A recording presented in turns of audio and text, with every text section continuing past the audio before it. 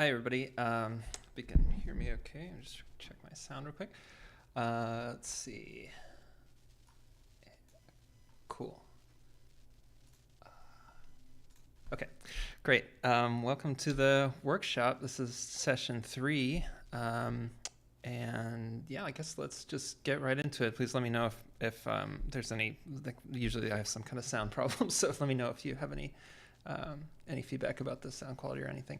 Hey, Selva. Cool. So I guess we should start off by looking at the results of our last experiment, which was the language games database. So remember last time we were talking about Wittgenstein's idea of language games as a model of meaning in language. And so Wittgenstein said that language is kind of a language is the image of a form of life, and languages sort of emerge from the ways that we live and use words to play these sort of games with each other.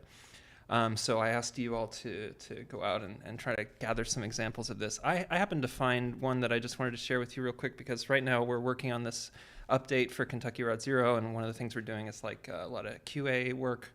And so, I'm working with this QA agency. They have a bunch of people who are testing the game, and I noticed this pattern. I've seen this before working with QA companies, where they are reporting so many bugs and issues and stuff that they sort of develop a really constant sort of pattern in the way that they write up the descriptions. And so, these are a few examples of bugs that were filed, and the reproduction steps, which kind of like start to look like a sort of little game format. They have a very specific format, and they usually end with so it's a list of instructions, and the last instruction is usually about like notice that X is broken, or observe the whatever. This isn't the whole. This isn't all they send. They send screenshots and better, full descriptions of the issues and stuff like that. So anyway, I just thought that kind of stood out to me. So let's look at some of the stuff that you've all found. So Selva found these examples when they were looking at some Chinese maps and trying to figure out, trying to do some research into, who had designed these maps. And Selva found this interesting language game writing about authorship when the author is unknown. So here's the map. These really kind of beautiful old maps. And if you go into the Google Drive where Selva's shared this links to this information in that document that's called Language Games Database. So, in these descriptions of the sort of provenance of this map, and somebody trying to describe who wrote the map without really knowing who created the map. And so they referenced a number of other people who had contributed to the map. This person who copied the map, the person who wrote the text, and just sort of noticed all these other kind of ways that they talked about the authorship of the map. And then this is a sort of general abstraction from this particular example, that we end up in this situation where somebody says, tell me about something, and the person responding, has no information to offer, but just starts sort of grabbing other pieces of information to try to construct a response anyway. This is sort of a game that people play. And then here's another example about a shopping example. There was Wittgenstein had an example of like talking to a shopkeeper and how to think about what the shopkeeper does with the language that you give them, with the expression that you give them, describing what it is that you want to buy, and how that corresponds to a series of steps where the shopkeeper sort of locates the item and takes your money and so on. And so Selva had this experience about buying glue, and you can see the kind of loopiness of it here. It's got this little loop built into it, where the shopkeeper offers something, Selva examines it and says, no, it also needs these other qualities, and then the shopkeeper sort of narrows their selection down to, refines the selection to get a more precise choice. And they just keep doing this in a loop until presumably they either find the glue or they give up. So thanks for that, Selva. And this, the other part of the homework was sort of like optional part 2 was to design a game that represents a kind of form of life. Again, Wittgenstein said to imagine a language is to imagine a form of life. So We're thinking about making a language game here that that sort of could emerge from or capture or be somehow sort of like somehow structurally similar to a certain form of life. So these are really lovely games. Silva's shared a couple of them here. One is a dream, and the other is a memory. And yeah, these are really, really lovely little games using dice and writing. They sort of remind me of, in this nice table of data here, this list that you can use. They sort of remind me of these like single player pen and paper journaling games that I've seen on itch.io. There's a lot of them. They're really cool. And it's, yeah, so thanks for sharing that, Silva. I really appreciate that. And you should check these out and try playing them. They're again in the homework folder in the Google Drive. Kurt shared some examples from being on a film shoot. So there's again a sort of like specialized vocabulary, and I really like this example because it's so tied up with the action. The action of trying to film this one scene or fragment of a scene or whatever, this one shot. We have different people yelling out keywords, sound, cameras, lights, whatever, and then rolling, and these different sort of like things that, these words, they could be any arbitrary sound really, as long as everybody knew what they signified. It sort of evokes the again, from Wittgenstein, the example that he gave about these sort of like Paleolithic people who were calling out different types of stone to have somebody else come and grab them so that they could build something. So yeah, there's a little bit more of what that looks like on a film set. And then Brad shared some great examples here that are all on the sort of theme of like specialized languages that belong to sort of social groups, right? So, for example, among Brad and his friends, they have these kind of like shorthand expressions that, presumably refer to, philosophical texts or whatever other artworks or whatever other kind of sources of meaning that his community has, and they can kind of like if one of them says mustard seed and everybody else sort of knows what that means. So these kind of shorthands, they become whereas to me like loyal tadpole doesn't mean anything in particular, but of course in the context of Brad's social circle has a specific meaning that connects, that you can put these ideas in conversation with each other, right? They can have a conversation about take delight in cultivating and loyal tadpole and whatever the relation is between the concepts that those things represent. And then he pointed out also some, sort of trade, the language of certain trades, where there's these kind of shorthand, again, names for things that are really commonly used that might have long names.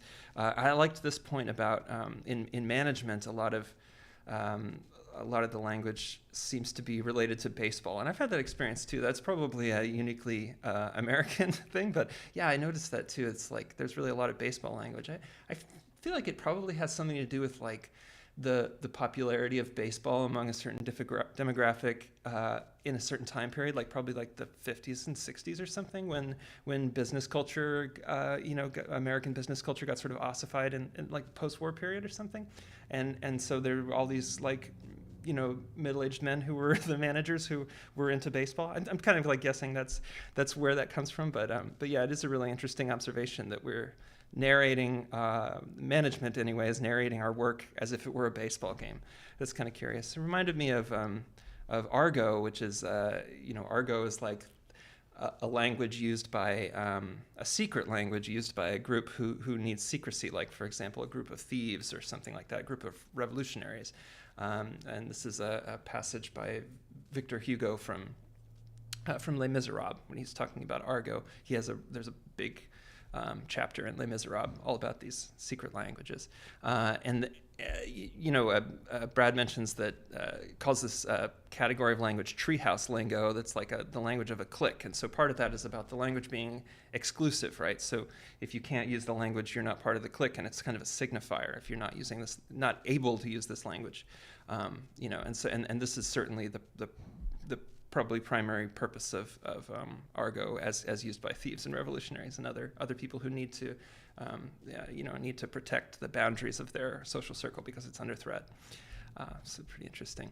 And then I also shared this essay that I really like called Epistemological Pluralism by Seymour Papert and Sherry Turkle, which is kind of about education around computers and some critique of the way that the computers are used in education. And Brad had a response to that, to the descriptions in that essay of, because the essay has some kind of like sociological basis. It's based on a bunch of like surveys, so this kind of like qualitative sociological research, where some of the participants described, that they wanted to feel they wanted to basically like appropriate the technology of the computer as they were learning it. They wanted to really have to break it apart and be able to kind of like not have any what they called black boxes, which were parts of the computer where the instructor was saying like just use that, you don't have to understand it. And for them, in order to kind of appropriate the knowledge about how to program computers, they really needed to have access to every part of it, they felt, and that was sort of part of the mismatch in the way that they were taught to program and the way that they sort of like naturally related to the writing of code.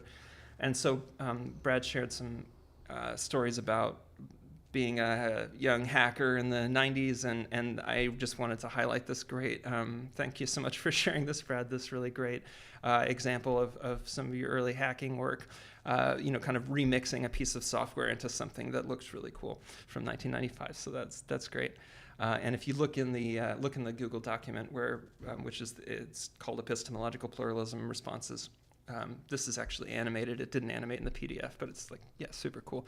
And I connect this to hacker culture too. Like, I think being able to, again, Paper emphasizes this idea of appropriation as knowledge building. Knowledge building is rooted in appropriation. You need to take something and use it for your own purposes.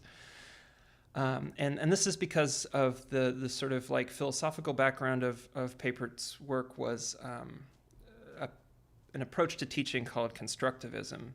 The idea of constructivism, I hope I'm characterizing this right. My understanding of the idea of constructivism is that the teacher doesn't like transmit knowledge fully formed to the student. There's no way to transmit knowledge fully formed.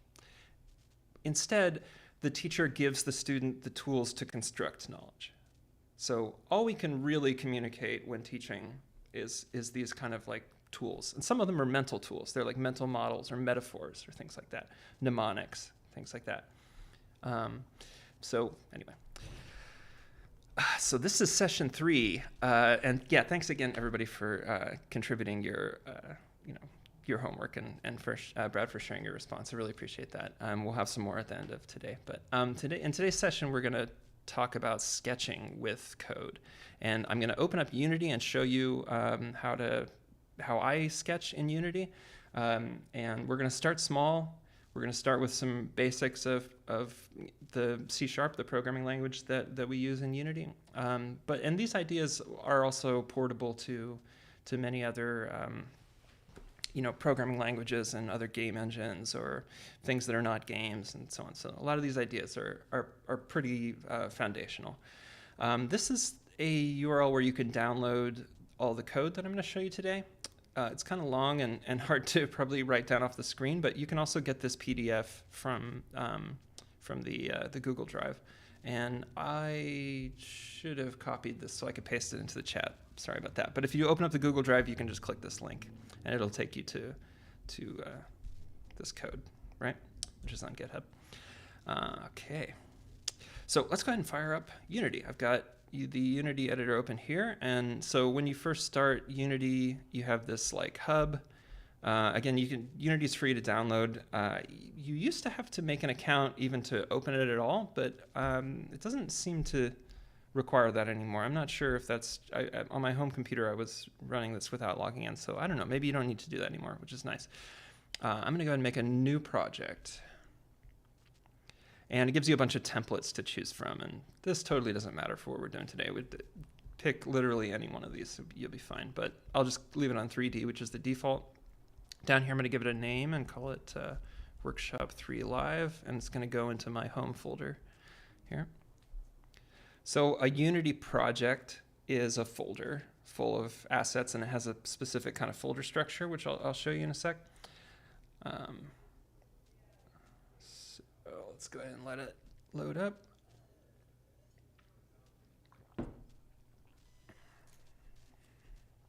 Wow, this is kind of slow today. Okay. All right, so here is the Unity editor. There's kind of a lot going on here. I'm gonna actually, let's see, I'm gonna do this and I'm gonna move my video down here. Okay.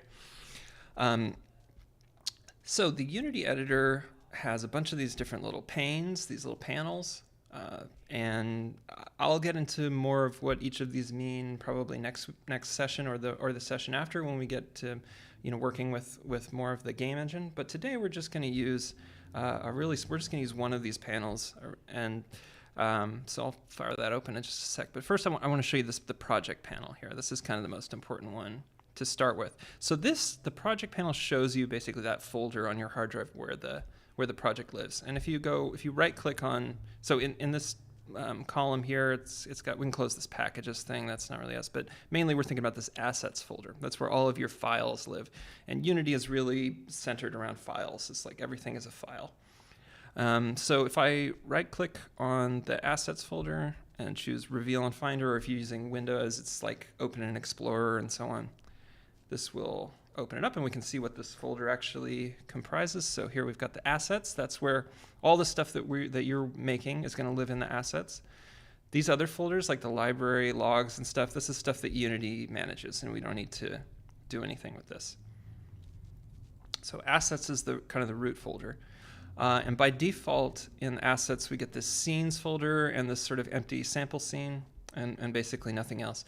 But you'll notice that a quirk of Unity is that every file comes with this little companion file that it's the file's name .meta, and that that just stores some extra data about the file.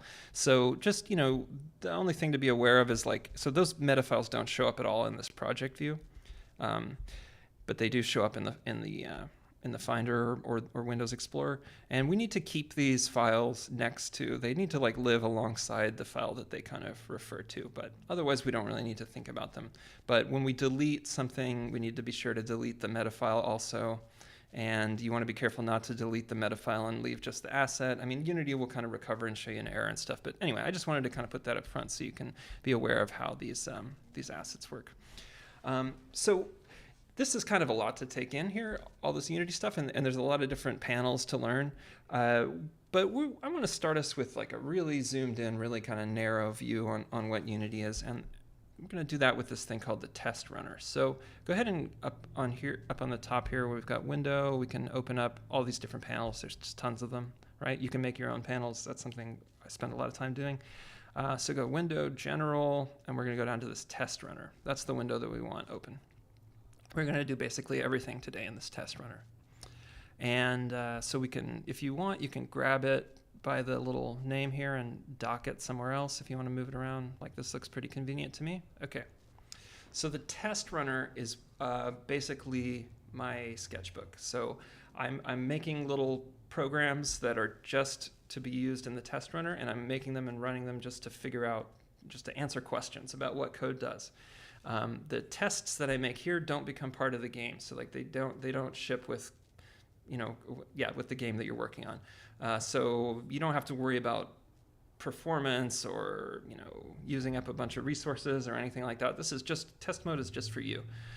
In the test runner, you'll see we have two tabs here: play mode and edit mode, and we're going to stay in edit mode right now, and we'll get into play mode hopefully next time, but. We're just going to stay in edit mode. So at first there's all this kind of gnarly stuff, create edit mode, test assembly folder. Okay, whatever. We're not going to do that either. What we're going to do is go down to the project section here. And in assets, I'm going to right click and create a folder. And I'm going to call it editor. So in Unity, it has some magic folder names that you have to kind of look up in the documentation to know about. And so one of those magic folder names is that if you have a folder called editor, anything that goes inside that folder is only available in editor. So you know it's not going to become part of your build. So you can you put stuff in here like this is where code would go if I wanted to make a custom panel, but it's also where I put my tests, at least those tests that are not testing anything about playing the game. But so within the editor folder here, I'll make a new file, and this is going to be a script file. So we'll go again, it's just right click here in the folder, create C# script. And you don't have to create the file this way. You could, if you have a text editor that you use, you could create it there and just save it to this folder. Remember, this is just a folder on your hard drive, but this is usually what I do just because I guess it's just force of habit. So I'll just do create, and then I can type in the name of it, and I'm going to call this one int sketches, int sketches, because that's what we're going to start by sketching, and hit enter. Okay. And it's reloading. All right. So now we have this file. Now let's go back to the Finder and look at our project folder. Okay, so now we've got this editor folder that I made in here. It's instantly reflected in the file system because this is just like a different view into the file system. And I can pop open the editor folder, and there's my int sketches.cs, which is .cs is the file extension for C#, the language that we're using. And it made this meta file too. And I'm going to go ahead and open this file to edit it. So when we're editing C# scripts, or most programming, most code in any language, need to be careful to be editing it with a plain text editor. So the distinction there is, like, we're not talking about opening this in Pages or Microsoft Word or something like that, where you can add bold text and underlines and embed images and stuff like that. Those are kind of like rich text environments, rich text editors. So instead we want to open it with something like, for example, TextEdit on the Mac, although I wouldn't really recommend using TextEdit for code because mainly because it doesn't tell you the line numbers, which can be really useful to have line numbers. But anyway, TextEdit will work as long as you make sure that you have up here in format, you don't have it on rich text. So right now it's plain text. If I do format make rich text, now it shows me like, oh yeah, you can bold stuff, you can underline, change the font. We don't want any of that. That's not gonna, the compiler, which turns this code into, which runs this code effectively, is not gonna like any of that stuff. So we gotta go back to plain text. That's what we want. And actually when I made it, like, yeah, it's made this weird file. I don't want it. Okay. Anyway, so that's, we could use TextEdit. You could use Notepad, certainly. And then there are many, many other options. The one that I use is called Vim. So let me fire that open. Okay, so this is Vim. And I'm going to go ahead and make this a little bit bigger so you can read it. And I'll just go browse to the file that we just made. And okay. Oh, this is a text now? No, we don't want that to be a text. Yeah, TextEdit actually renamed the file to .txt, which is definitely not what we want. We need to have this be .cs so that Unity knows what it is, okay? So now I can delete that. So I'm going to my Workshop 3 Live, that's the project folder, and then Assets, and then Editor, and then it's called int sketches. So here's the first piece of code. So this stuff that's already in here is like Unity's template. It says, this is probably what you're going to want to write is something like this, but I actually don't want to write that at all. So I'll just delete that. So it's kind of, it's kind of silly to use the built-in like create C# script if I'm not even going to use the template that it shares. So, but that's just my habit. But I'll just to kind of look at this a little bit. You can see that it's got this class right here, this public class thing.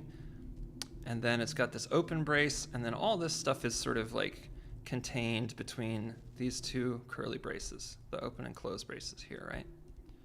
And what's kind of happening here is that usually, most of the time, the kind of default is that for each C# file, we have one of these blocks that is some kind of class, and then has these brackets, and then our code all goes inside of that. So there's usually a correspondence between one of these class blocks and one file.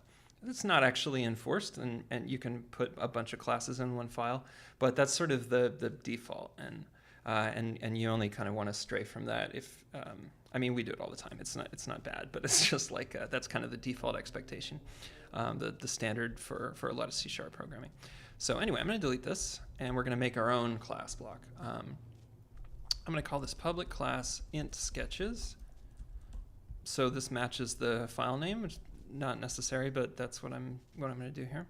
And let's just take a look at some integers. So to start, we're going to be looking at data types. These are the, basically our code is going to be data and functions, right? So data are the little fragments of information, and then functions are transformations of those information into other kinds of information, okay? Those are kind of the two parts of our code. So the data types, we're going to start with some of these really simple ones, and I just put this whole list of some of the simple types into this PDF for your reference. But the first one is the lowly, or I should say the humble integer, int. This is what it looks like to define a new integer. Okay, so let's look at the different parts of this here. So first we have the name of the type of data, which is int. So int means integer. That's what it's short for. And when I make a line with these two slashes at the beginning, that means that that's called a comment. Whoops. And it's ignored by Unity. Unity just pretends that this doesn't exist. Okay? When it reads this code. Before I get into integers a little bit more, let's just talk about the formatting that's happening here. So I'm indenting everything within these two braces. This is like a block, right? And I'm indenting everything here by 2 spaces. And that's not necessary. Actually, the syntax of C# says that spaces are all equivalent. So that's to say that this is one space, right? One blank space, just hit the space bar, okay? And this is 15 blank spaces, right? Those, for C# syntax, those are equal. And this is also the same, right? A ton of new lines is also equal to 1 space. And that means that there's 1 space between the name of the type here and the name of the value. So this is a type integer. The value name is x, or we could call it the variable name, like in algebra, right? Then we have this equal symbol. This is the assignment operator. And then we have a literal integer value, and then a semicolon. Those are the kind of the parts here. And there's spaces between some of them. And again, it's it doesn't matter how many spaces there are. These are all equivalent, right? Either that or this are both equivalent. So you can also do this, whatever you want. And I think you should just express yourself and write this in whatever, use whatever spacing and indentation makes it read in such a way that you're going to, be able to get into this kind of writerly feedback loop where it helps clarify the intention, helps clarify the structure. And I think that's a really subjective thing. I think there are a lot of coding standards out there that will tell you what is correct and what is incorrect about where to put spaces and where to put new lines, and whether you should put this thing on the same line as this thing or whatever. And you can follow those if you want to, if that kind of thing, maybe that takes away some of the cognitive burden for you of deciding how to format the code, or maybe it's important to you that maybe you're collaborating with somebody else and it's important to you that all the code kind of looks the same, so it doesn't have some kind of disjunction as you're reading it, and you kind of maybe you want it to all look the same, so you want to format it according to some standard. That's fine. But I don't think you should consider there to be any kind of right or wrong way to write this. I think you should just express yourself. And you'll see the way that I write it. I put a lot of space in things. I break things up into multiple lines that absolutely don't need to be split into multiple lines, and that's just my style. You don't have to use my style. So let's go back to the integer here. So again, this whole line here is what it's doing, or what it means is there is a value called x, and the value of that value is the literal number 5. So this statement, again, we can deconstruct it into parts like the name of the type, the name of the variable or the value, the assignment operator, which means put the number 5 into the value. That's the sort of operational description of what it's doing here. Put the number 5 into the slot named x. That would be one way of talking about it. Another way of talking about it is anywhere you see x, pretend that you saw a 5 there. That would be like a definition, right? Those are both valid ways of talking about what's happening here.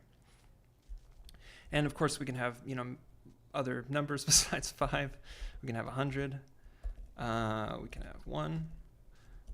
I'm changing the name each time because we can't have 2 values or two variables with the same name, that would be like ambiguous. Which one are we talking about when we use it, right?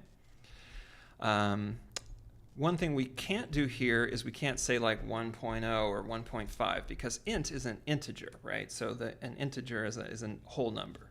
But we can say int z equals -1. That's allowed. And we can definitely say 0. That's a valid integer, right? And now we can do things with integers. So let's do some things with these. Probably the simplest thing to do with integers would be to add them together. So here's one way we could write that, is if we say int v equals 5 plus 7.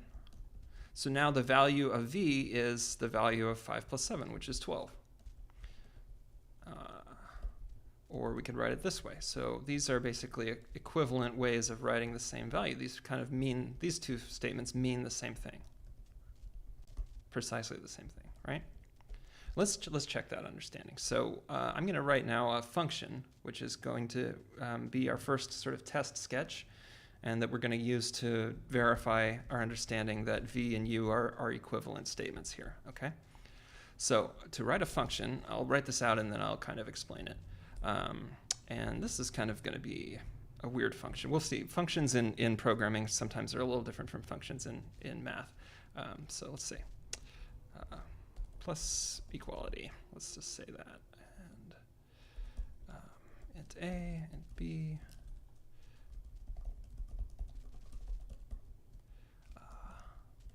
Oh, wait. What am I doing here?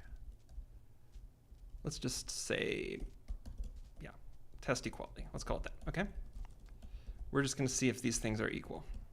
Okay, so this is a function that when it runs, you can see that it has this void keyword here, and that sort of indicates that this is a function that does something rather than a function that kind of means something. And that's not a distinction that we have in math, but in programming, we kind of do have this distinction where some functions, so like in math, let's look at this again. In math, here's an example of a function. Okay, f of x equals x plus 5. So in this case, we can say many things like f of 7 equals 7 plus 5 equals 12, right? F of -1 equals -1 plus 5 equals 4, and so on.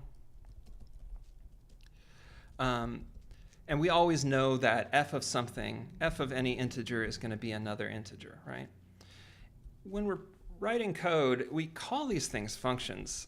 That some of these things, we call them functions, even though they don't like have a sort of, they don't have a meaning. Like this test equality, we couldn't say test equality 1, 3 equals what? It doesn't mean anything. It does something. So a better name for this than a function would be a procedure. So I'll call this a procedure. Or maybe even a recipe. Although we could say a recipe yields some result, a dish, but in this case, so you know, again, this distinction is that like this is kind of a series of instructions, whereas a function is kind of like another meaning. It's actually like a mathematical object. So we're going to try to use the more mathematical kind of function a little bit more. They're a little bit more interesting to work with, but the testing system is kind of centered around this kind of function. So we have to look at it early. So let's see what this function does here. Now I can do test, and actually I'm going to change this real quick. We're going to take the arguments out, and I'm just going to do this. Test assert.r equal v and u, okay? And I'll show you what this does, and then I'll kind of break down what the syntax is of it. So if I go back to Unity now, oh, what are we saying here? Oh yeah, we got to add a little bit of bureaucracy here. I have to tell it this. So that it will, okay, let's see. Now once this runs, I can explain what that means. Okay, great. So now it's able to find our test because of a few things that I just put in the code, which I'll explain in just a second. And now in the test runner, I can kind of fold these open, and this is going to be a list of all the tests that I have in the project. So tests, again, are these little procedures that are marked with the word test in square brackets, or there's a few other ways to mark them that we'll look at in a minute. And then it's some kind of function that does something or some kind of procedure that does something where it makes an assertion. It basically makes a claim. And if that claim is true, the test passes. If that claim is false, the test fails. So let's run this test. So I can choose it here. It's in this int sketches that tells you which file it's in. The name is test equality, and I can click run. And I got this check mark because that's true. Let's try it with some different inputs. Let's try it with W, which the value of W is 0, and Z, which has a value of -1. Let's see if those are equal.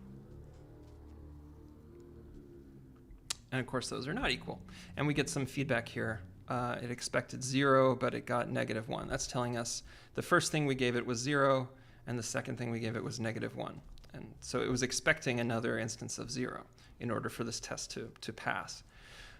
So, this is one way to do tests. We could write each little test in its own. We could write each thing that we want to check in its own little function like this. Let's look at a slightly more sophisticated one, and then we can kind of break down the syntax. So in this one, let's say instead of writing that, we want to kind of parameterize this. So I'm going to say it takes two parameters, int A and int B. And we're going to check if A and B are equal. So this can work with many different values. And so instead of saying test, I'm going to say test case, and I can start providing it some of those values, 1 and 0. And we can add a bunch of these, right? 1 and 1. And 2 and 1. Okay. So it picked up the other test, and you can see because I used test case instead of just test, it has another little tree that opens up and it shows me each of those test cases. And what it's saying is like these are different parameters that we can pass in to the function, to the procedure, and it will run this. And basically each time it runs, when each one of these runs, like the value of A gets replaced by, or the value of A is 1 on the first pass, 1 on the second, and 2 on the third. The value of B is first 0, and then 1, and then 1. And so it's going to kind of iterate through them and do each one and test it out. So let's see what those do. So of course, whoops, I'm going to choose this group and click run. Run all, let's try that. Okay, so of course only one of these actually passes because that's the only one that's true. Okay, so let's look at the kind of what the syntax is here, what I'm doing here.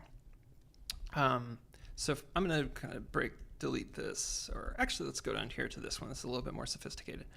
And let's kind of break it down and write it in pieces, okay? So we'll leave this here just so we can use it again later, but let's start. To start writing a function or a procedure, the first thing we need to know is its name. And we can just call it F if we want at first and come up with a better name later. That's okay. Naming things is hard. I know what this is, so I'm going to call it test equality. And then in order to indicate that it's a function or a procedure, it has these parentheses after it. And you can put spaces here if you want.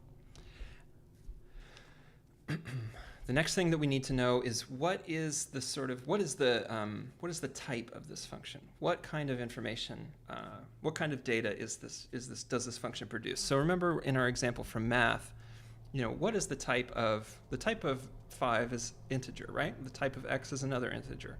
The type of f of x is also an integer, right? So that's what we need to figure out next. What's the type of this?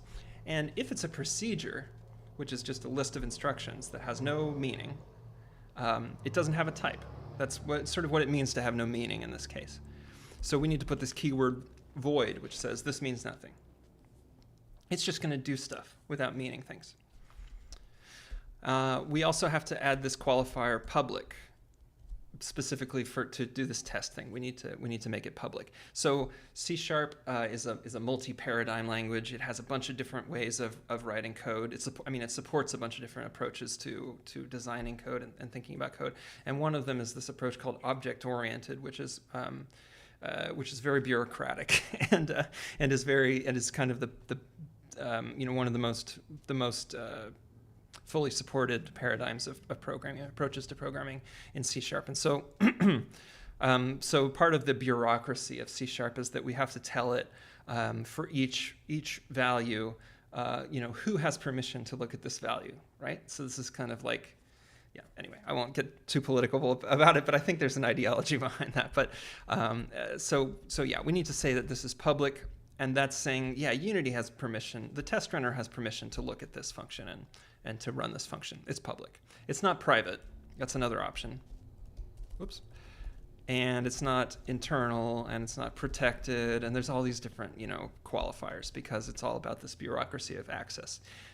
So I usually just kind of, public is a good default, unless you're actually using these different permissions and accesses architecturally, which is not something that I'm going to do in this workshop. Okay, and then we've got this symbol, the arrow.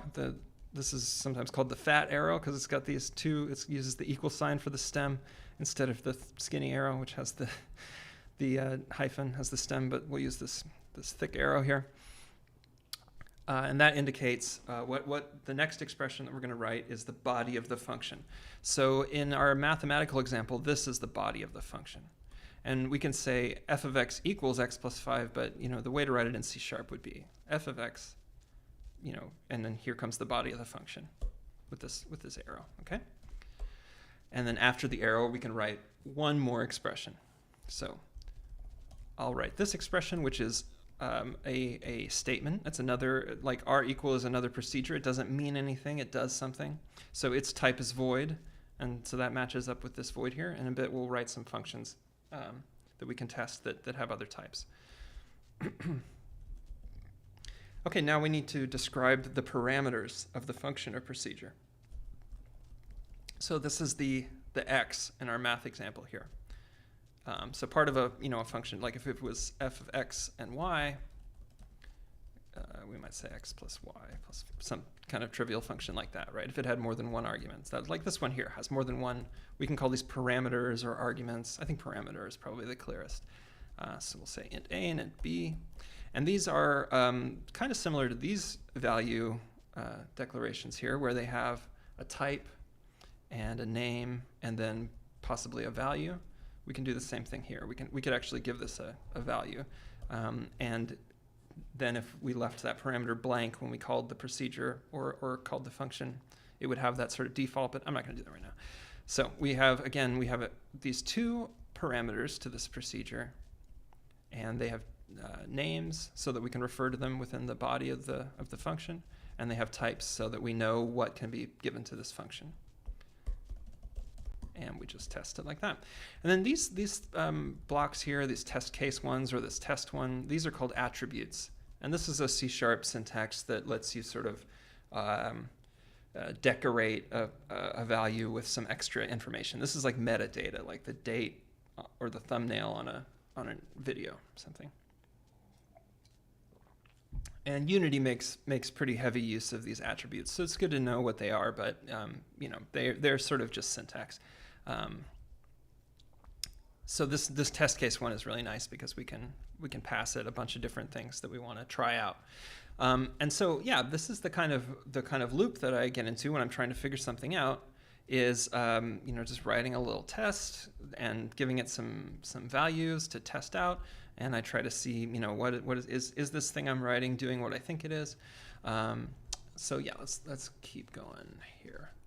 So last time we talked a little bit about I had an interview with my dad. I shared some clips from that and talked a little bit about abstract algebra as a sort of way of thinking about programming and writing code and the meaning of code. Just to recap a little bit of that, the basic idea, the kind of fundamental idea of abstract algebra is that we can have a set of values and an operation on that set of values, and there are certain properties that every set of values and operation of that values, there are certain properties that we can define that hold true in generally for those combinations. I'm going to make that a little more concrete now. So let's say, for example, one of the properties is this property of being commutative. So this is the fact that 5 plus 7 equals 7 plus 5, right? That's called being commutative. It doesn't matter which order we put the numbers in. It doesn't matter which one is first. They both add up to 12, right? So if we want to test that and demonstrate that addition is commutative, I'll make a little test for it. I'll give it this really long name. And I'll say you can take any two integers. We'll call them a and b. And for any two integers, a plus b equals b plus a. So it's only, the rule only holds true. I mean, we can only say that this operation, the operation here is plus, and the set is integers. And together they form a structure, an algebraic structure. That's what an algebraic structure is. It's just a set and an operation. Or, some of them are more complicated and they have multiple sets, multiple operations. But the simplest ones are one set, one operation, which we can say is closed for that set, which means anytime you add any two integers, you get another integer. You don't get like a string, or you don't get a piece of text, you don't get a color. You only ever get more integers. That's called being closed.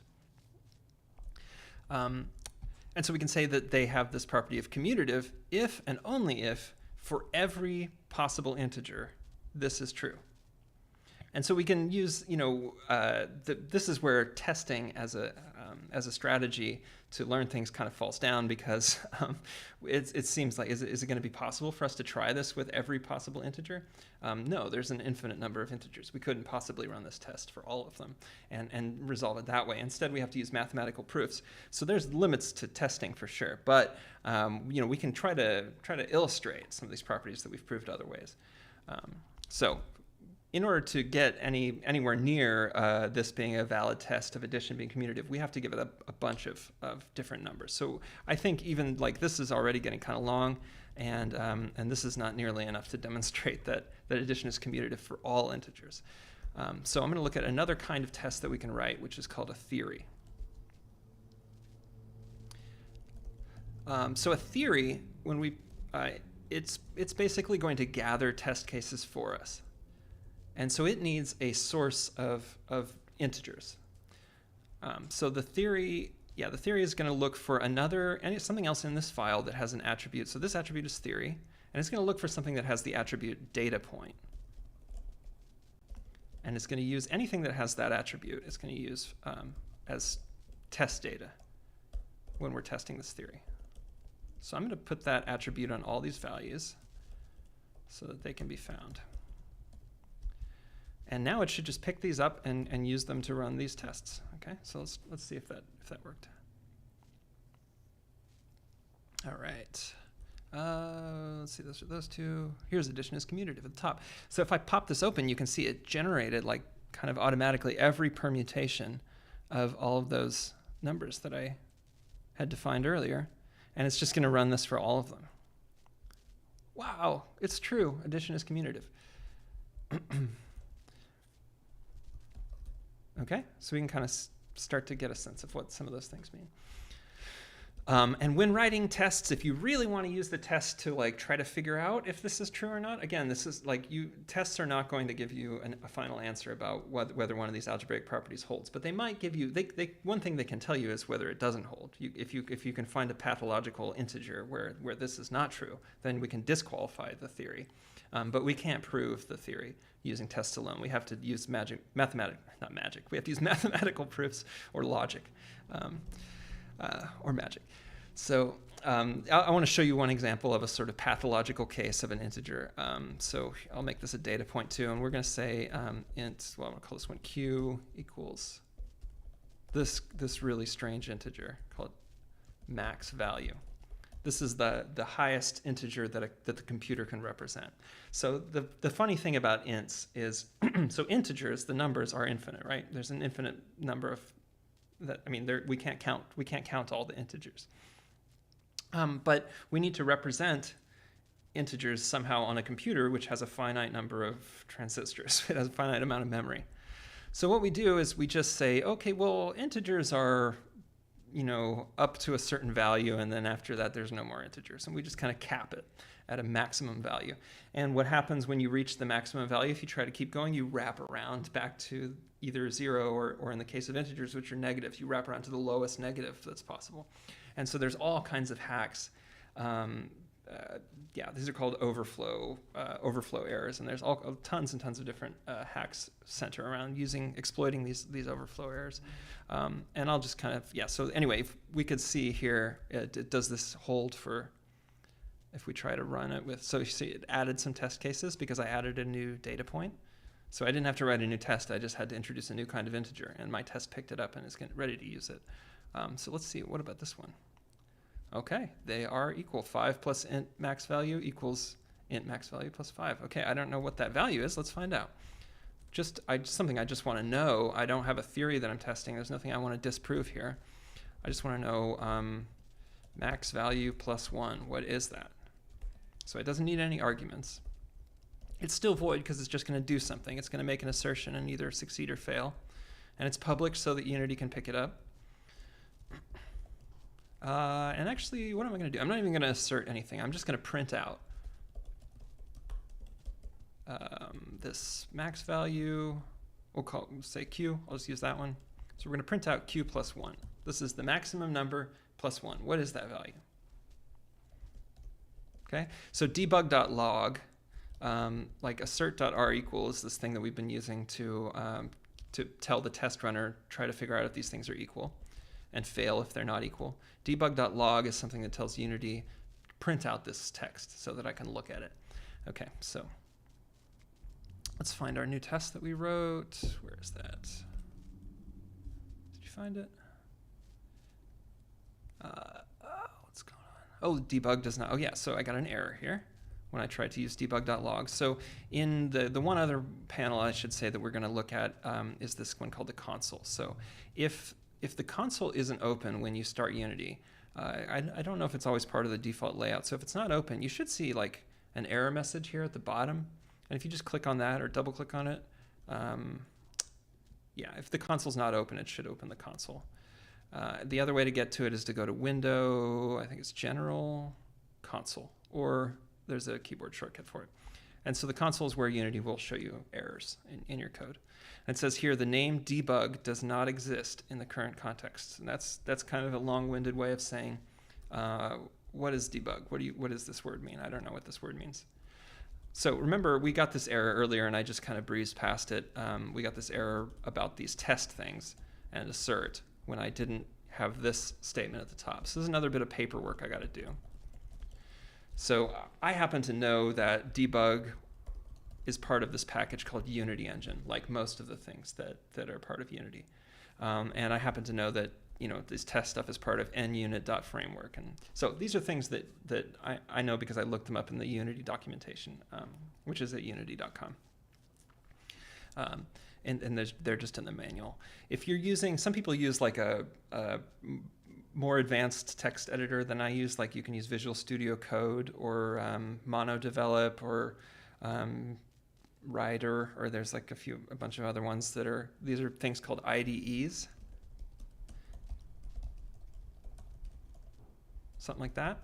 And these are it's like a text editor, but it has a bunch of extra features. And one of the features that a lot of those has is that they'll tell you which of these you need to put into your code. And these are basically like saying, these using statements are basically saying, I'm going to be using things from this other package, this other script somewhere in the library of Unity. Okay, but I just use a text editor, so I don't have those features, so I have to look them up. Okay, so now we should be able to, it should pick up the test. So, if it's not picking up your tests, look in the console to see if you have an error. And it's giving us some warnings here too that might be kind of useful. Warnings, you can still run your game even if you have warnings. You can't run your game if you have errors, but you can run your game if you have warnings, but the warnings are usually pretty helpful information about something that you're doing wrong. So for example, here it's warning me that I created this value, but I never use it anywhere. That's a pretty helpful warning. Often I just forgot to use the value. So now I can run this test, max value plus 1. And this test doesn't assert anything, so it always passes. It always gets a check mark. All it does is print something out. And this is one of the things that I really like about using the Unity test runner as a sketchbook, is that a lot of the time, in order to find out more about how something works, I'm like printing out a bunch of information. And it all goes into the console, and it's like you got to sift through all of that. But when you print something from a test, and you look at the tests in the test runner, and I just click on it, then it only shows you what printed from that test. So that's pretty handy to kind of help you sift through all this information. So it printed out the value. So yeah, the max value plus 1 is basically the negative max value. And it's like, what is actually the max value here? It's like 2 billion. So I hope you didn't want to do any math with numbers larger than 2 billion. Now there's ways to get larger numbers, and but it's just part of the kind of funny thing of working with computers is that there are these finite creations. These finite objects, and they have limitations, and we're trying to do math, but with these sort of fake numbers, with these fake integers that go up to a certain point and then become negative suddenly. And there's a similar situation with rational numbers, with like floating point numbers.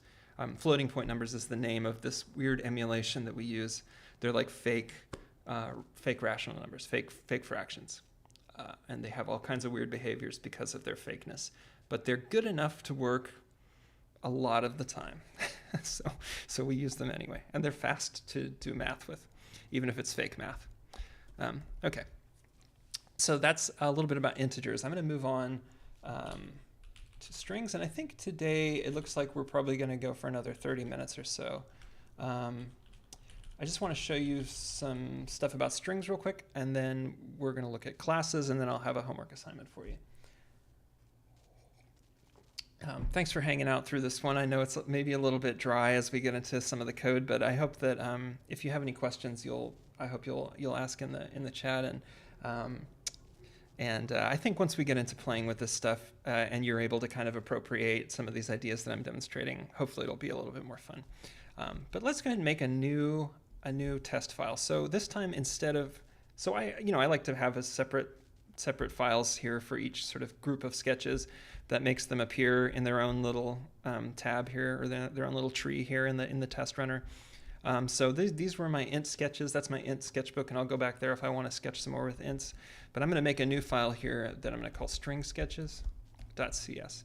And this one I'm just creating in my text editor. I'm not using Unity's create C# script. So it's going to be blank when I start it up. So I remember I had to type this stuff, and probably Unity Engine in case I want to debug something. Watch the capitalization, it's case sensitive. And then I'll call this class string sketches.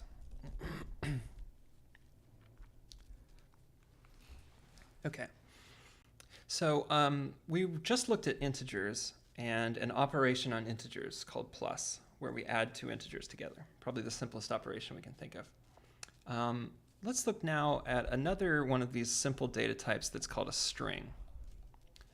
So here's an example of a string. So again, we have the type first, then the name of the value, this assignment operator that means take this and put it in here, or it means these two, from now on, whenever you see this, it means this. Both of those are good ways to think about this for now. So a string, and then this here is called a string literal. Okay, so just like this is a int literal, a literal int, like this just is the value 5, it doesn't have any other name. This just is the value of a list of letters, basically. A string is like a sequence of letters. And these are Unicode letters, so you can type things in, from other character sets that are not Latin here. It used to be more complicated, and now, fortunately, most things are Unicode by default, so you can just type in C#. You can assume that every string is a Unicode string, which is nice. So what's an operation that we could do in strings? Well, let's look at this operation, because we can actually use this plus operator on strings. And it has a different meaning than it does with integers, but it's a related meaning. So let's see, what is plus for strings? What is that? I just want to know what it is. So I'm going to say debug.log, so I can just print it out and look at it. I'm not going to assert anything because I don't know anything yet. I'm doing research right now. So what is ABC plus DEF? What does that mean when you add two strings together? Any theories? Think about it for a sec. Many of you probably already know from other programming experience, but let's see. Oh, what did I do here? Okay. Oh yeah, okay, so I forgot something, and Unity's giving me an error. I'll open the console again here. It says method must have a return type, and it has this other error, and which is really just a different way of saying the same thing. But yeah, method must have a return type. So method is C#'s name for what I've been calling functions and procedures. Functions and procedures are both kinds of methods. That's what C# calls them, methods. And it says must have a return type. Remember I said that we need to put something here like void if it's a procedure, or if it was going to return, if it was going to be some kind of value, I might put a value there. But for now, I'm just doing void. Okay, so it was just telling me that I was missing that. Oh, and you know what? Actually, let me break it again because I want to show you a little bit more of the anatomy of this error here. Something that's really useful about these errors is that it tells you exactly where the error is happening or where it thinks the error is happening. So here it's saying it's in this file, stringsketches.cs, and it's at this, in parentheses here, 8,10. That means it's on the 8th line in the 10th column. You can see down here in my text editor, it shows me what line and column I'm on, and I also have these line numbers here. I think, yeah, line numbers are totally essential for writing code. I wouldn't, that's why I wouldn't use TextEdit.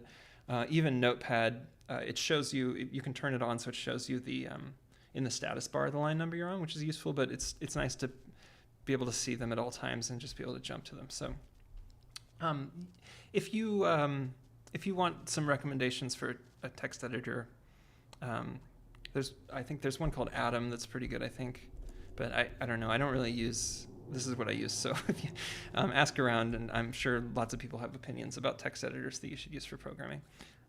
Emacs is another popular one that Tomas uses, but I use this one called Vi. Okay. So what is plus for strings? Let's find out now that I've fixed the error here. So it's a void. It's a procedure. So I'll open up String Sketches and click on plus for strings and click Run selected. Okay, and it prints out the result here. It's A, B, C, D, E, F. So, okay. So I guess what we're saying here is that ABC plus DEF equals ABC, DEF. I guess that's what we're saying. Plus is, I'm going to call this concatenate. When you concatenate things, you join them end to end. You take one and then put the other one at the end. Okay, so that's what it's called when we connect two strings to make a longer string.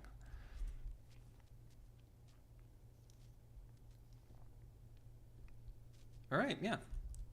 And again, we could make a theory for this where we gave it a bunch of different strings to try out. In the interest of time, I'm going to skip that. Let's write one other function of strings just to kind of, I'm skipping some stuff because I, of course, tried to pack too many things into one day. But if you take a look at that GitHub, or that GitHub gist link that I put in the PDF of the workshop notes, you'll see I have a bunch of other stuff about strings in that example code. But so let's see. I wanted to look at, yeah. Let's just write a function just to get into writing some functions. For example, like if I wanted to know what is the length of a string, I would write a function like this. So the length of a string is what's the type of the length of a string? It's going to be some kind of number, right? It's the number of letters in the string. And it's probably a whole number, right? It's probably, you don't have like half a letter in a string, right? So we can use an integer for that. So the return value is, well, let's start with the name, okay? This is going to be length. That's going to be the name. The return value is going to be an integer. And the parameter that it's going to take is going to be one string, and I'll just call it A because it doesn't call it S. You can call it whatever you want. That's just a name that we're going to use to refer to it in the body of the function. So we've got the thick arrow here. And then I like to make a new line, and we'll say, how do we get the length of A? So there are a bunch of different clever, fun, interesting ways we could approach this, but I'm going to do the kind of like boring, simple one, which is actually in C# for any string, we can say a.length, and that tells us the length. So this function is a little bit redundant, but just as a way to look at what a function is. Okay. And we can use this length. So let's actually we can test this out. If I make this public, I can write a little test case for it, just to verify my understanding, right? So for example, I'll say, hello. I want to know like what's the length of that. Now this function doesn't. This is as a function, not a procedure, so it doesn't actually do the assert in it, right? So in order for this to be a valid test, I need to give test case another argument here, which looks like this. Okay, so that's a nice feature of test cases, that I can take any function that I've written and just use this test case attribute to kind of create a little test where it puts this into the function and then verifies that that's the right result that we got here. Aaron asks, what is the purpose of having integers as a separate category from non-integer numbers? Yeah, that's a really good question. So like a non-integer number here, for example, would be like a float. So why do we use multiple kinds of numbers? Well, unfortunately, I think the simple answer is that it's for efficiency. It requires less space, less memory to store a number with a decimal, with like a fraction, than it does to store an integer. That might be why. Another thing is it is kind of a nice constraint because, what if imagine this function was reversed, and imagine that this function was create a string of length 5 instead of what is the length of the string. So if this was a function, instead of being from string to integer, if it was from integer to string. Now imagine if we said there's a type called number that encapsulates both integers and strings. What then would we do here when we're trying to generate a string and we get a value that's like 3.5? How do we make a string with 3.5 characters? So sometimes like narrowing the definition lets us be more precise about what is an appropriate value here. So there might be other ways to deal with that. Like we could let this function accept any type of number and return a string, but we could say if the number has a fractional component, if it's a floating point number, throw an error.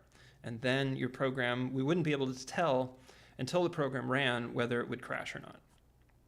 So these constraints where I say only this type of number is valid for this function, that lets me tell, basically Unity, like if somebody tries to pass in a fraction here, that's a problem.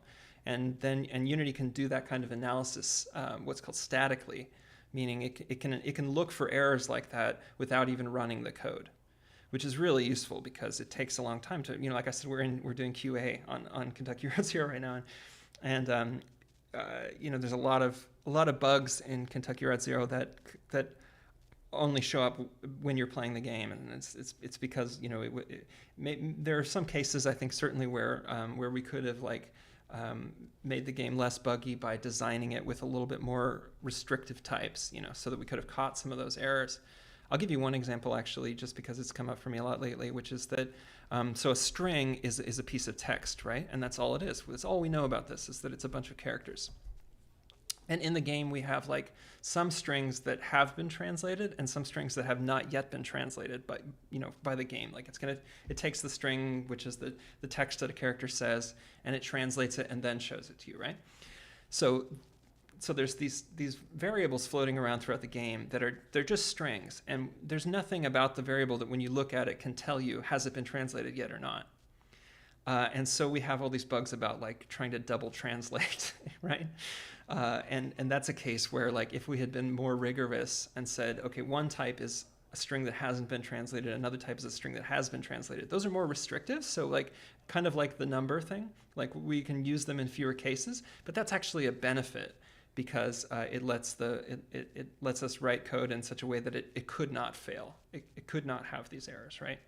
And as I was saying about tests earlier, there's a lot of things we can't really test things like, is addition commutative? We can't really do that just by testing all these different values, right? But we can ensure some properties like this through really restricted types that are, by construction, they happen to be sort of commutative. And I'm gonna try to tap into that's part of my research right now. It's trying to figure out how to write code using some of these design ideas. But I'm still kind of in the process of figuring that out. So I'm gonna try to work some of that stuff into this workshop because that's what I'm researching by doing this workshop. But yeah, that's a really good question, Aaron. Thank you for bringing that up. Okay, so let me just run this test case. So again, we have this function that checks the length of the string, and I'm giving the test case what my expected result is.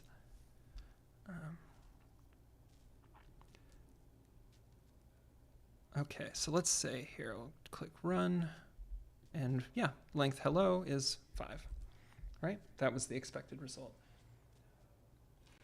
And then Selva is asking, is length only for me, or is it also part of vocabulary I should know and use? So I think you're asking about this right here. So this can be named anything you want. I could call it len, I could call it number of letters, or anything you want, right?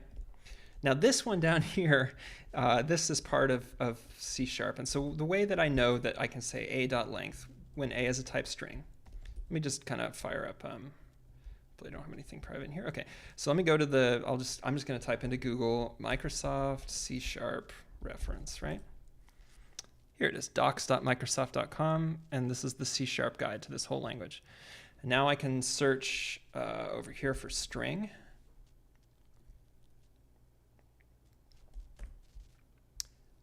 And this is going to take me to, okay, so there's a bunch of different options here. C# programming guide strings, that sounds good.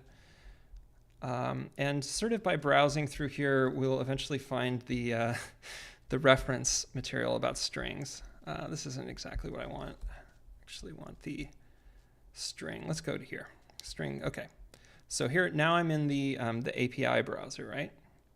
And this is going to give me everything that's a part of all this stuff that, here's these namespaces. So I can say using Microsoft.win32 or whatever. These are the different, these different kind of modules that I could pull in functionality from, right?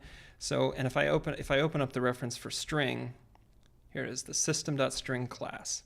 It tells us what it is, a sequence of UTF-16 code units. That just means a sequence of letters that are Unicode, so they can be in other languages besides just the sort of like Roman Latin languages.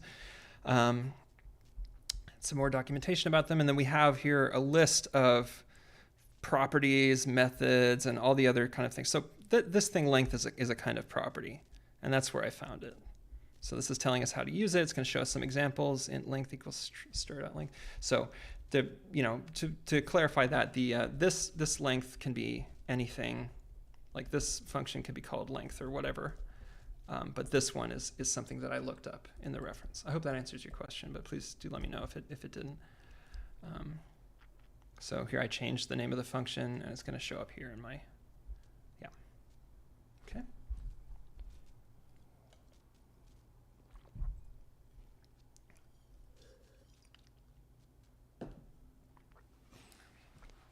And actually using this length, if you look at the example code, I won't get into it right now because, again, I sort of packed too much in today, so I'm just sort of short on time. But we can use this length function to create this algebraic relationship called a homomorphism that I talked about a bit in the last session. And I'm going to bring that up again in the next session. I have a plan for, kind of teaching that concept in a hands-on way that's based on this. So, but if you're interested in it, and if that makes sense to you, check out the gist, the GitHub gist that I linked in the PDF. All right, so let's move on to the last section now. Okay. Actually, before I do that, let's go back to this here, back to our document. Here's an illustration of functions that I find mentally useful. This is a useful mental model.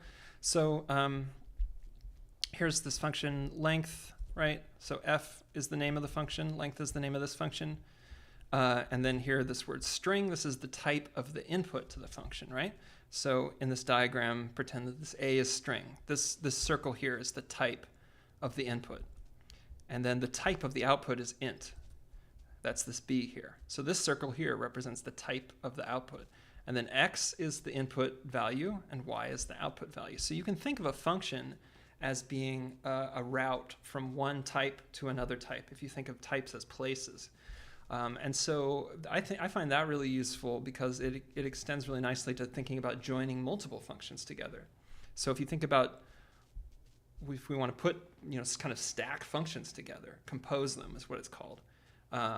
We could think of that as being a sort of itinerary where the places that we visit are the types, and we sort of pick up a value of a type, kind of along the way.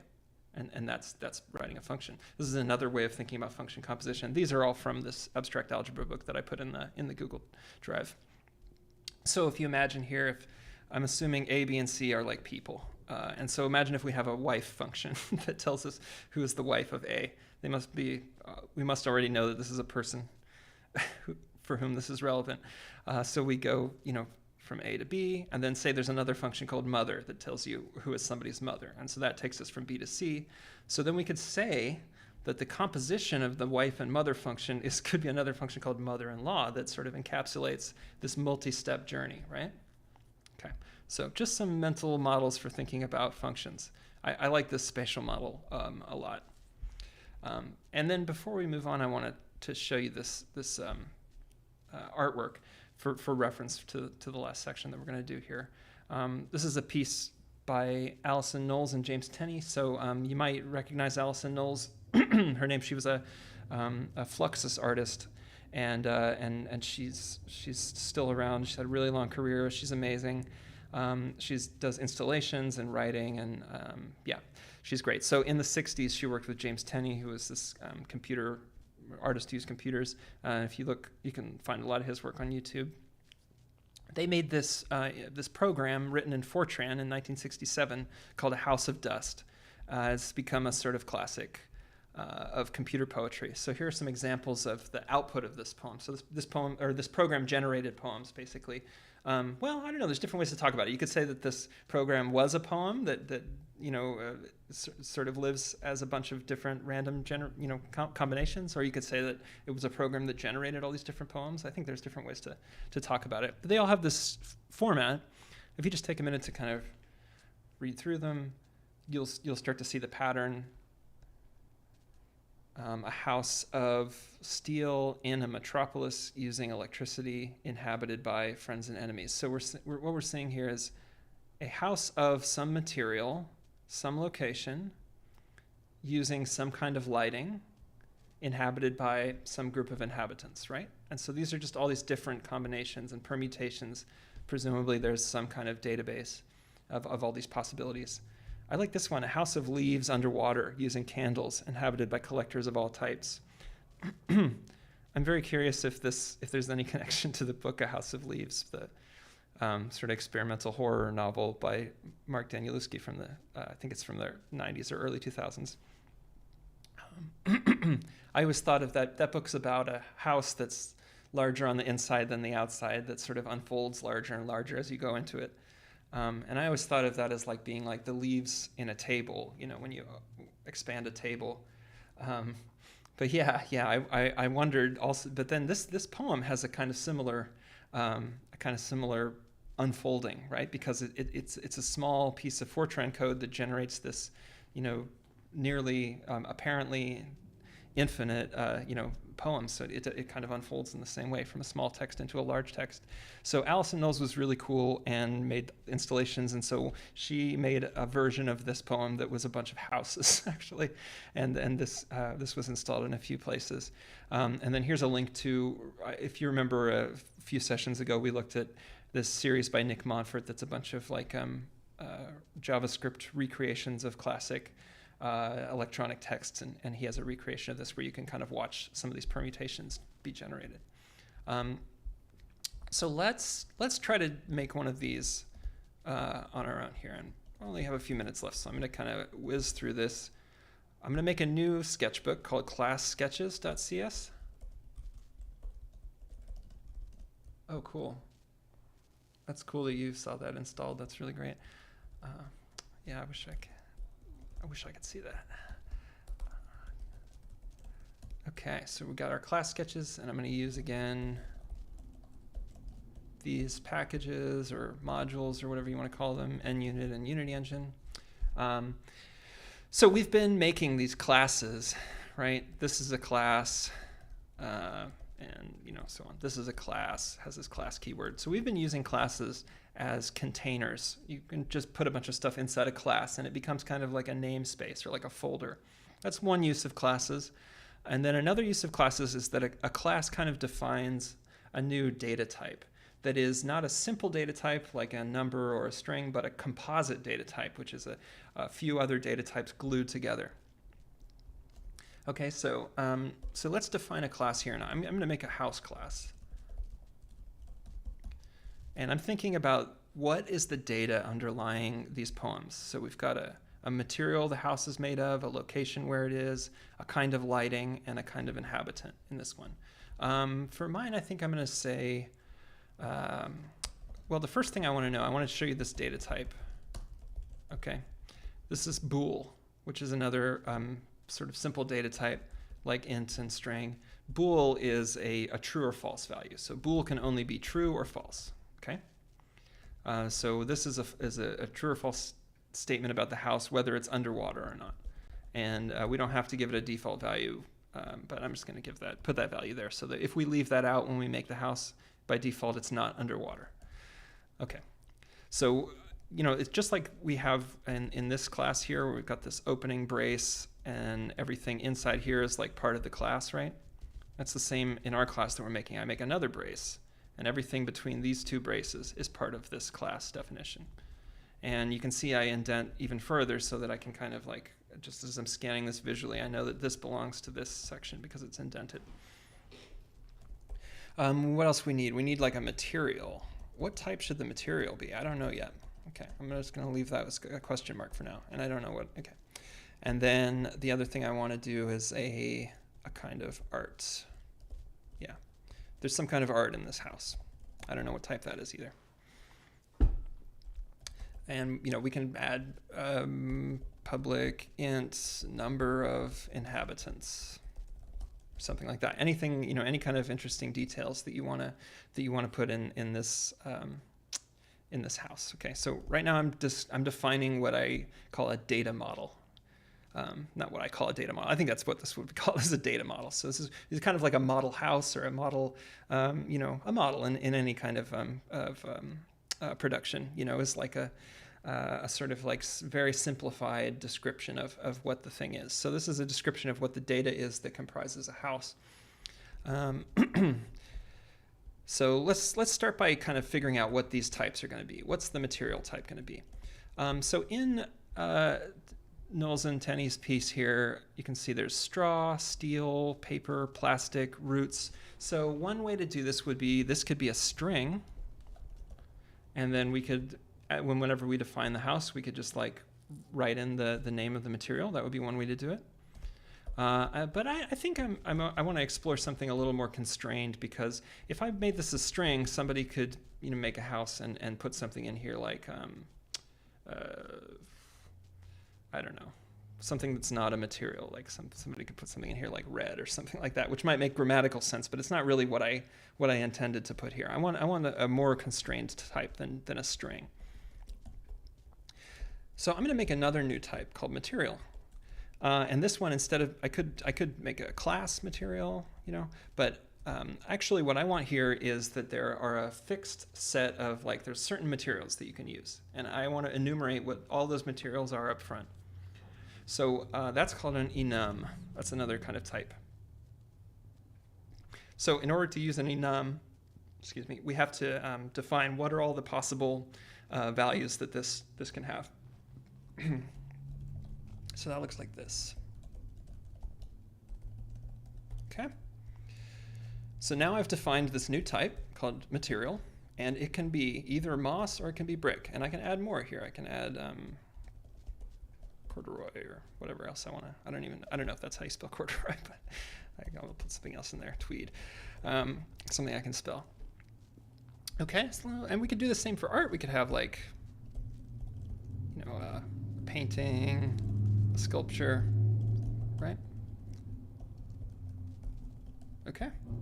So now we're getting a sense of like what are going to be the different types of permutations of this. What are the possibilities of this house? We could have a moss house with sculptures. We could have an underwater tweed house with paintings, and so you can think of like what are the different kind of combinations of these values that we could have. And I'll kind of get. I'm going to leave some stuff out here, but if you want some more ideas about some different types of data, check out the gist, and we'll learn them as we go, though. Anyway, so now let's think about how to generate a poem like this from a house definition like this. So we're gonna imagine that like each one of these poems is a description of an actual set of data that describes a house, right? So in order to do that, we need a function. The functions are, remember, we have data, and then we have functions which transform data into other data. So this function is going to be called describe, and this is basically a function that tells a story about something, converts, its output is a string, a textual description, and its input is a house, which I will call house here. So we've got house with a capital is the type, house with a lowercase h is the name that we're going to use within the body of this function.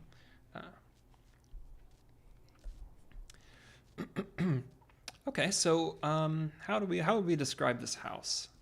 Well, to start with, we have we're just going to look at the data of the house. So to start with, we have this underwater flag. So let's check that. I want to show you this new syntax that's called a switch expression, and this is something that we can use to make decisions, like basically to look at some value and kind of do different things depending on what that value is. So I'm going to say house.underwater switch, and then another set of braces like this. This is a block here. True. We'll call it an underwater house. And false, a dry house. Actually, I'll call this a wet house and a dry house. I like that. Okay. So this is a description function for a house, right? All we're really looking at is whether the house is underwater or not. So let's take a closer look at this syntax, because it's got a lot of punctuation. But I think this switch expression thing is something that they added to C# a few years ago, and I use it everywhere because I really like it. So I'm going to use this for everything. So the structure of a switch expression is we have a value first, something that we're going to inspect, analyze, and then the word switch, and then a block, which is another, delimited by these braces here. So I always like indent, whatever's inside the block. And then we have a list of correspondences basically between the value of this and the result that we want to return. Okay? And they're separated by these thick arrows and commas. So each one of these has a comma between every, right? So if I wanted to, if there were other values, like that's not a real value, maybe isn't a real bool type, but if there were other values, like if we were looking at moss, brick, and tweed, which we'll do in just a second, we might have more, and they would all have commas between them. Okay, so let's write a little test here just to see what this looks like. So I'm going to call this is going to be void because it's just a procedure, and tell story about house. It takes no arguments. Now I'm going to do something a little different here. So far I've been writing like this for a function with the thick arrow. Instead here I'm going to put a block here for the function definition, or I should say for the procedure definition. So there's two ways of writing either a function or a procedure in C#. One is this kind of expression style, where you have the thick arrow and then you write a single expression. Oh, I need to put a semicolon at the end of that. Sorry, I haven't been pointing out where we need semicolons, but hopefully you can it's just sort of like a thing that you learn that sometimes you need one and sometimes you don't. And if you don't have one where you need it, then the compiler will give you an error. And it's probably not efficient for me to explain all the different cases, but just basically most things end with a semicolon, but like for example, this doesn't end with a semicolon. It's kind of annoying. Okay, so I was saying after the thick arrow, we would put a single expression, right? And that expression might have a value, or it might be a single sort of statement, a single expression that does something. The other option is that we can give it a list of statements, which is like a list of commands. So do this, then do this, then do this, then do this, right? And that's the kind of like operational kind of procedural approach to programming, is to treat most things as sequences of instructions. My preference is wherever possible to treat things as an expression and with a certain type of value. But making video games and having to do optimizations and stuff like that, we can't really avoid sometimes writing lists of statements. And in this case, it's going to be useful for just making a quick test here. So that's why I'm going to do it.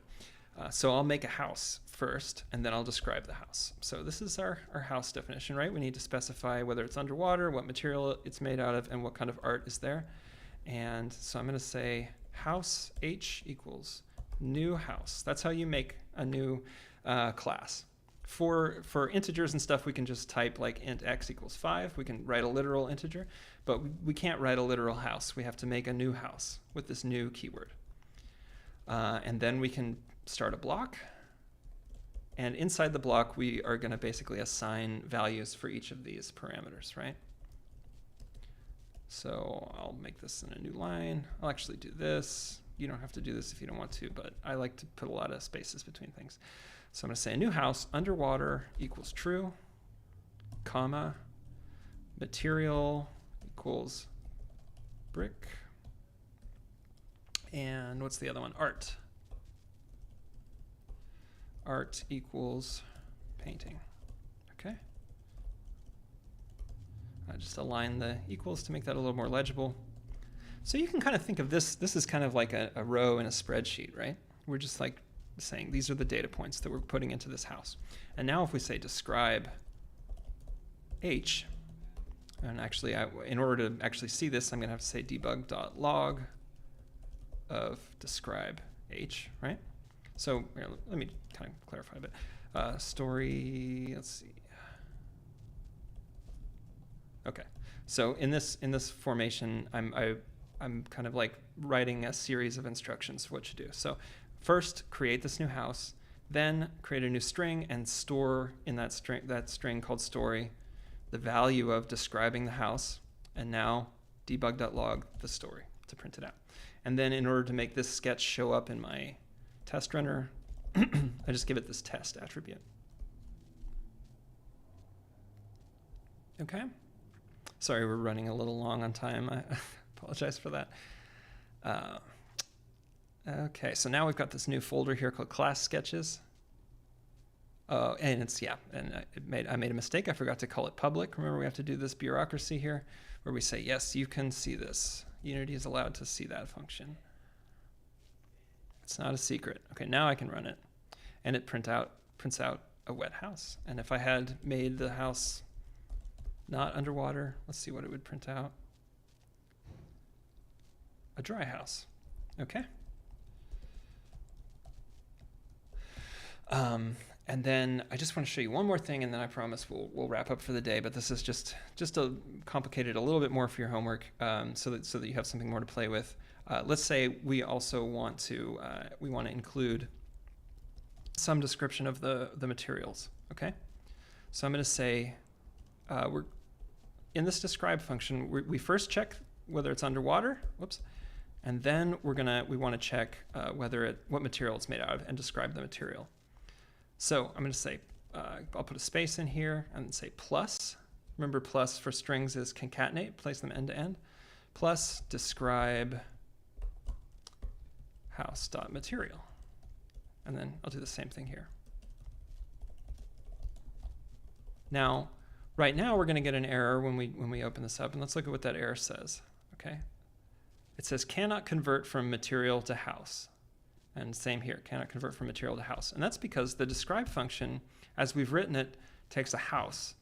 But we're trying to pass it a material because we want to describe the material. Okay? So we need to make a new describe function that knows how to work with materials. So the return value will be a string again. And we can give it the same name as the other one, which is kind of handy. C# is smart enough to know that even though these have the same name, they take a different argument type, so it knows that these are different functions. Okay. So now in the material description function, I'm going to use this same structure, and I'm going to say remember the name of the parameter is material, the type of the parameter is material with a capital M. So here I can say material, switch. And what are the possible materials? Well, there are these things here in the enum, material.moss, brick, or tweed. Okay, so we'll say moss. Oh, sorry, I have to type the name of the enum so that it knows where to look for this value. I'll say made of moss and brick. And I'm just kind of filling out the form here, the possibilities with that tweed. Okay. Made of tweed. Okay, so those are the three possibilities, and you can kind of look at it and kind of already maybe imagine what's going to happen here. So it's this just if you want to like think through the process of evaluating this function, the process is probably like going to do this one first, and then add it to this string, and then return that whole string, right? So let's look at what it actually looks like. If I run it again, a dry house made of heavy bricks, and I can tune things in the story here, or in the model to get a different story. Okay.